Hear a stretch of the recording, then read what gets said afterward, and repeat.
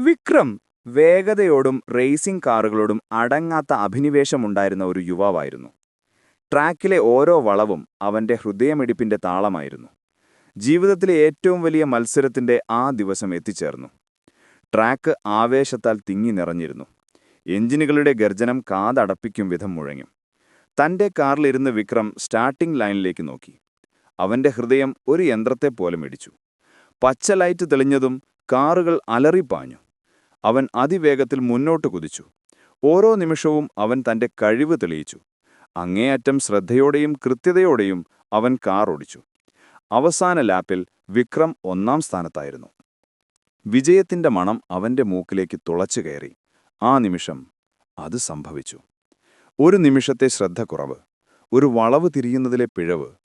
അവന്റെ കാർ നിയന്ത്രണം വിട്ട് ട്രാക്കിനു പുറത്തുള്ള കോൺക്രീറ്റ് മതിലിൽ അതിശക്തമായി ഇടിച്ചു. ലോഹങ്ങൾ കൂട്ടിയിടിക്കുന്ന ഭയാനകമായ ശബ്ദം അന്തരീക്ഷത്തിൽ മുഴങ്ങി. അവന്റെ കണ്ണുകൾക്കു മുന്നിൽ ഒരു ഇരുട്ട് വ്യാപിച്ചു. പിന്നെ അവനൊന്നും ഓർമ്മയുണ്ടായിരുന്നില്ല. പിന്നീട് കണ്ണു തുറന്നപ്പോൾ അവൻ ആംബുലൻസിനുള്ളിലായിരുന്നു. സൈറന്റെ ശബ്ദം അവന്റെ കാതുകളിൽ അലയടിക്കുന്നത് തോന്നി.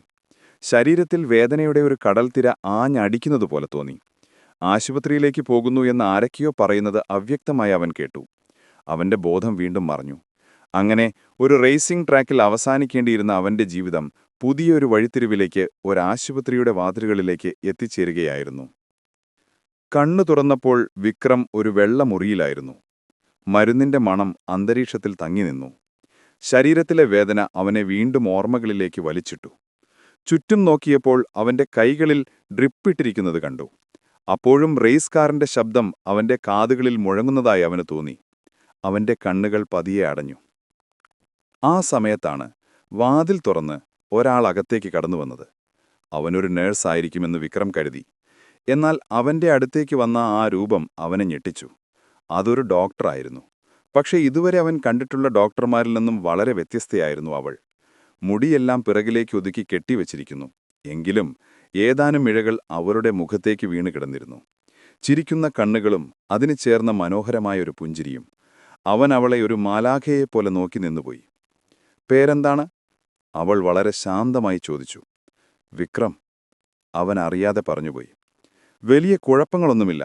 കാലിന് ചെറിയൊരു പൊട്ടലുണ്ട്. കുറച്ചു ദിവസം ആശുപത്രിയിൽ കിടക്കേണ്ടി വരും.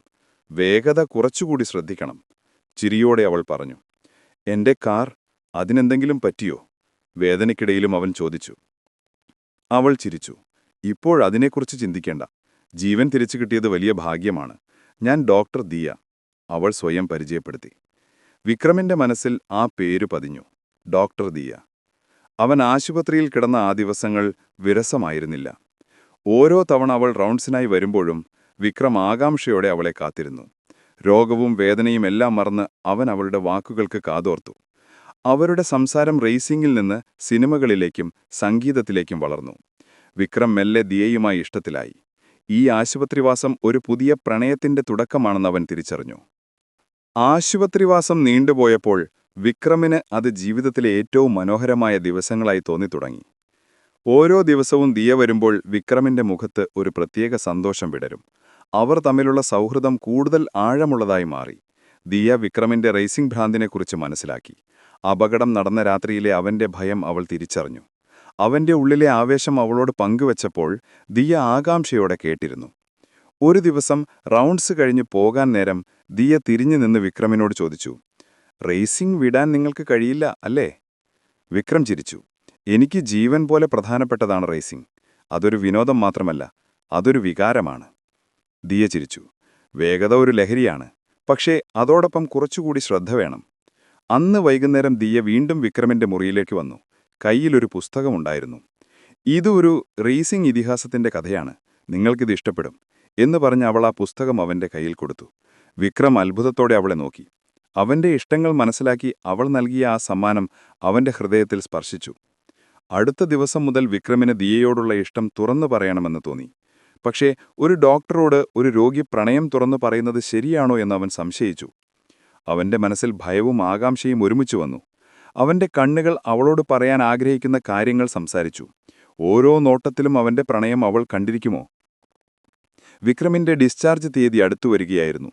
ആശുപത്രി വിടാൻ പോകുന്നതിന്റെ സന്തോഷത്തേക്കാൾ അവനെ വിഷമിപ്പിച്ചത് ദിയയെ ഇനി കാണാൻ കഴിയില്ലല്ലോ എന്നതായിരുന്നു. ആ തോന്നൽ അവന്റെ ഉള്ളിൽ പ്രണയത്തിന്റെ ആഴം കൂട്ടി. ദിയയുടെ മുഖത്ത് അപ്പോഴും ഒരു ഡോക്ടറുടെ ഗൗരവം മാത്രമേ ഉണ്ടായിരുന്നുള്ളൂ.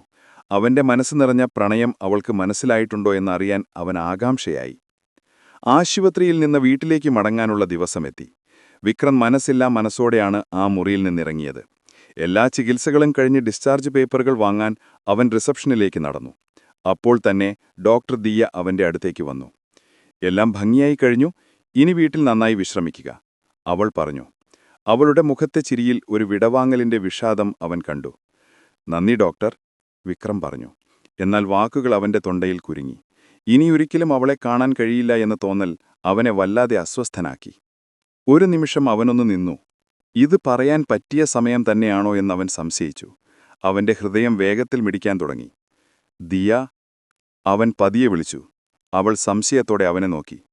നിങ്ങൾക്ക് എന്നെ ഓർമ്മയുണ്ടോ എന്നെനിക്കറിയില്ല, പക്ഷെ എനിക്ക് നിങ്ങളെ ഒരിക്കലും മറക്കാൻ കഴിയില്ല. നിങ്ങൾ വെറുമൊരു ഡോക്ടറല്ല, എന്റെ ജീവിതത്തിലേക്കൊരു മാലാഖയെപ്പോലെ വന്നയാളാണ്.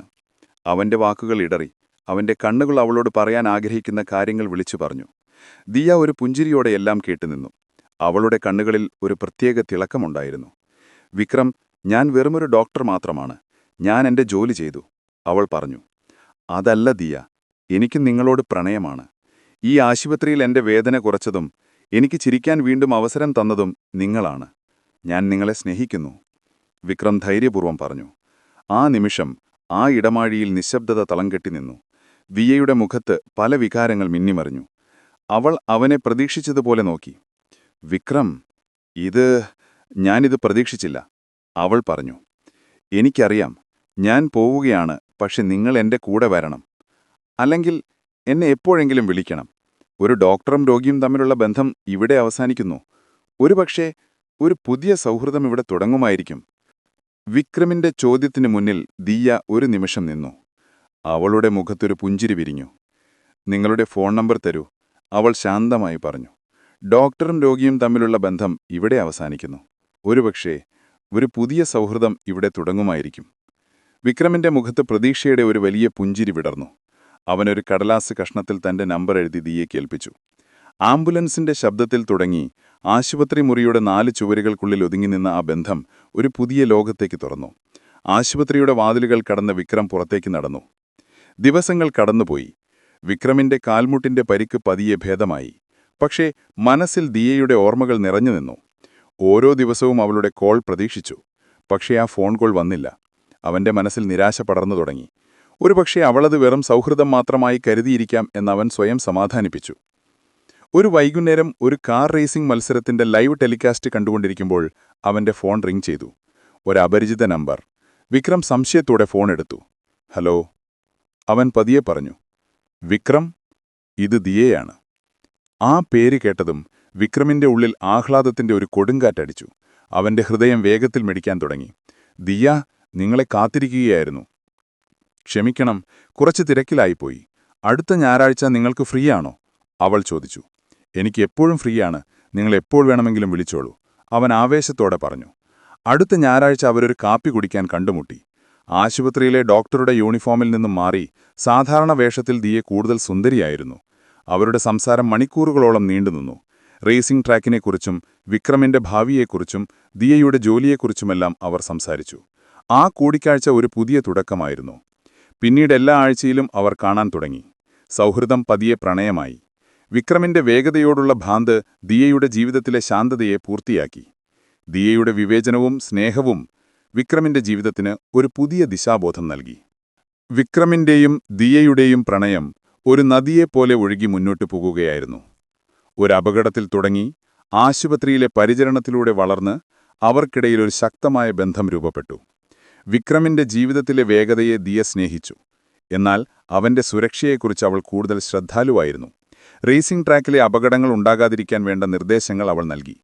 റേസിംഗ് കാറുകൾക്കപ്പുറം തന്റെ ജീവിതത്തിലൊരു കൂട്ടായി ദിയയുണ്ടെന്ന് വിക്രം തിരിച്ചറിഞ്ഞു.